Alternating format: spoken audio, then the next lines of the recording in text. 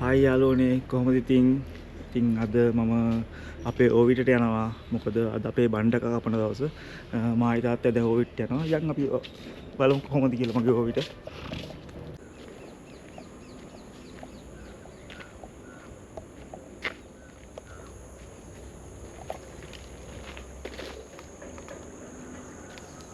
ඊය දඟලන්න බෑ මේ කඩන් යනවා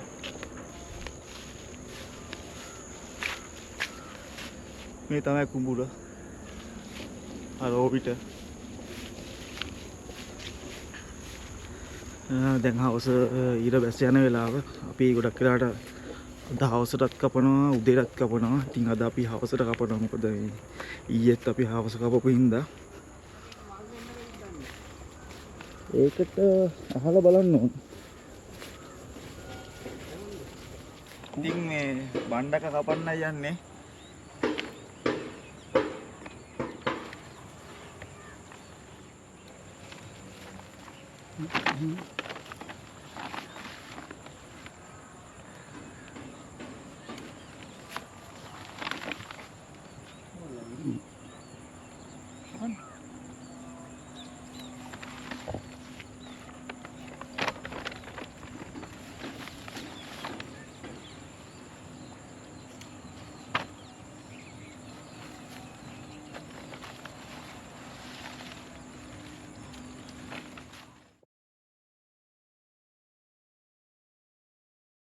අද අපි කපන්නේ ලොකුව ටික මොකද අපි හෙට උදේත් කපන්න තමයි හිතන් ඉන්නේ. ඉතින් අද අපි කපනවා ලොකු කරල් ටික.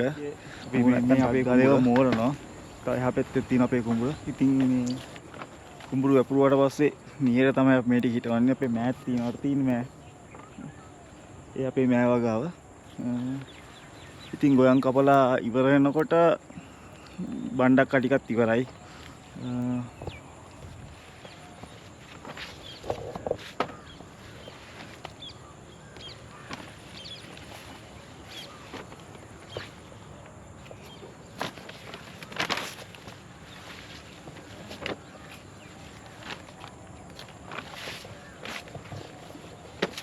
බණ්ඩක්ක නම් මේ පාර හොඳයි ගිය පාර අස්වැන්න ලොකුවට තිබ්බේ නැහැ. මෑ නම් ඉතින් ගිරවුන්ගෙන් බේර ගන්න තමයි හරි අමාරු. මොකද ගිරව් අනිවාර්යෙන් උදෙත් කනවා අවසත් කනවා. ඉතින් ඒක නම් ඉතින් අපිට ලොකු ආදායමක් නෑ. මොකද ගිරවුන්ගෙන් බේර ගන්න අමාරු හින්දා.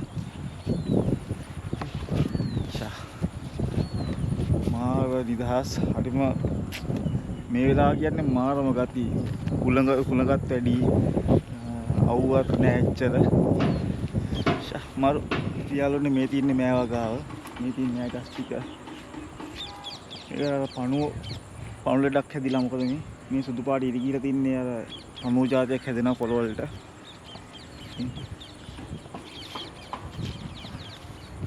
මේ පාර නම් මෑ එච්චර සාර්ථක නැහැ.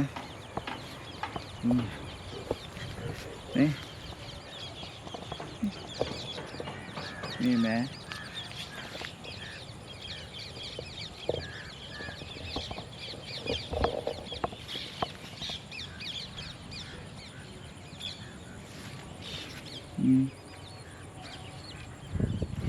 ඉතින් ගිරව් වෙනකොට අපි ටක්යක් බඳලා තියෙන්නේ මේ එල්ලුවාම ගිරව් යනවා. ඉතින් මේකේ නූල ඇදලා තියෙන අපේ ඕවිටට. ඉතින් එතන ඉඳන් එල්ලුවාම ඉන්න ගිරව් ටික බය වෙලා යනවා. ඉතින් ඊයරෙන් වෙන දෙයක් කරන්න බෑ. මොකද අහිංසක සත්තු ඒකොළුණු කන්න ඕනි. ඇත්තටම පව්. මේ තමයි ඉතින් මේ දැක්කද? මේ ගිරව් කාලා ගිහිල්ලා. ඉතින් මොකද කරන්නේ? පවුතිය කොළුණු කන්න එපායිනේ. යන් ඔයගලන්ට අපි බණ්ඩක්ක වගාව වගේම අපි ඔයාලට පෙන්නනම් අපේ දාස්පෙතිය වගාවක් තියෙනවා. ඉතින් දැන් අපි ගිහිල්ලා බලමු එතන දාස්පෙතිය කොහොමද කියලා. ඇත්තටම කහ පාට දාස්පෙතිය ගොඩාක් හැදිලා තියෙනවා. අපි යන් එතනට. ඉතින් මේ තියෙන අපේ දාස්පෙතිය වගාව. මේ දාස්පෙතිය හොඳටම හැදිලා මාළම ලස්සනයි. ඉතින් ආයි සුපිරි. ඉතින් අපි දාස්පෙතිය මේ දිගටම තියෙන දාස්පෙතිය තමයි ඉතින් පන්සල් යන වෙලාවට ඒගොල්ලන් සමහරක් අයටම අපි මල් කාඩයක් දෙනවා. මොකද මේ ඇත්තටම ගොඩක් මේක වැව්වේ ඒ වගේ පින්වත් ඒ වැඩ වලට තමයි. මොකද පොයේ දවසටම ගොඩක් වෙලාවට අපි පන්සල් යන කට්ටියට දාස්පෙතිය කල්ලි වල අපි දෙනවා ඒගොල්ලන්ට කියලා පූජා කරන්න කියලා.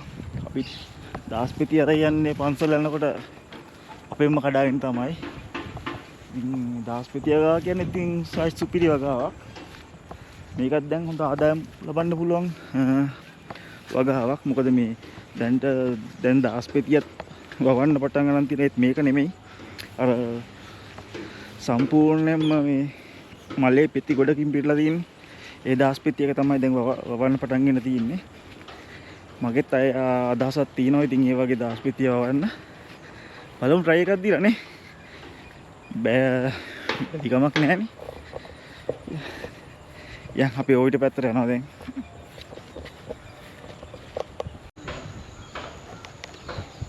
නේ? ඉතින් අපි බණ්ඩක්ක කපල ඉවරයි. දැන් අපි ගෙදර යන ගමන් ගෙදර කියලා බලන්න කොච්චරක් තිබ්බද කියලා. බලමු අපි අද දවසේ හවසේ ආදායම කොච්චරක් තියෙනවද කියලා කිලෝ වලින්.